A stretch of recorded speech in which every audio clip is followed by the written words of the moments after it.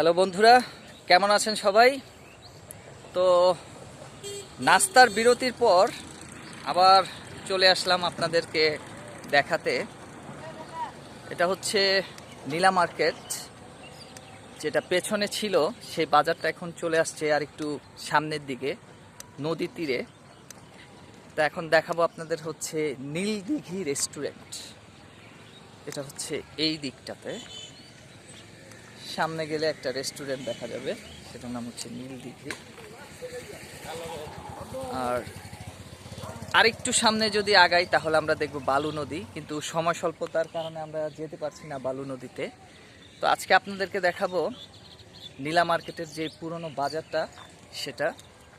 এই বাজারটা এখন চলে আসছে এই দিকটাতে, একটু পেছনের দিকে। ওই বাজারটা ছিল আগে ওই যে সামনের দিকে, এই বাজারটা এখন চলে আসছে এই যে এই কর্নারে।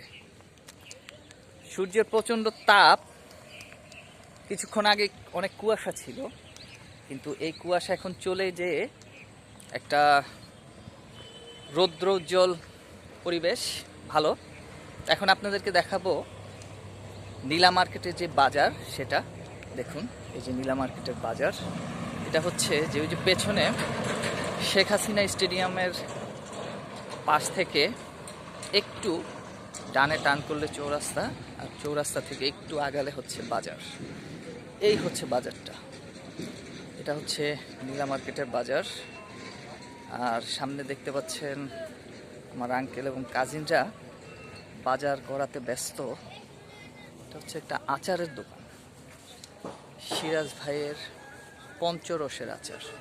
মানে আসলে আপনারা বিভিন্ন ধরনের আচার টেস্ট করতে পারবেন, দেখুন। আর সামনে ফ্রেশ ভেজিটেবলস, ফ্রুটস এগুলো দেখা যাচ্ছে, দেখেন। এই হচ্ছে সেই বাজারটা।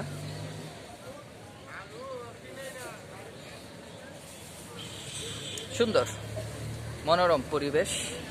বিজয় দিবসের সকালে আমরা এসেছি বাজার করতে নীলা মার্কেট। তো আজকে এখানেই দেখা হবে, আবার নেক্সট ভিডিওতে। সবাই ভালো থাকবেন, আল্লাহ হাফেজ, বাই।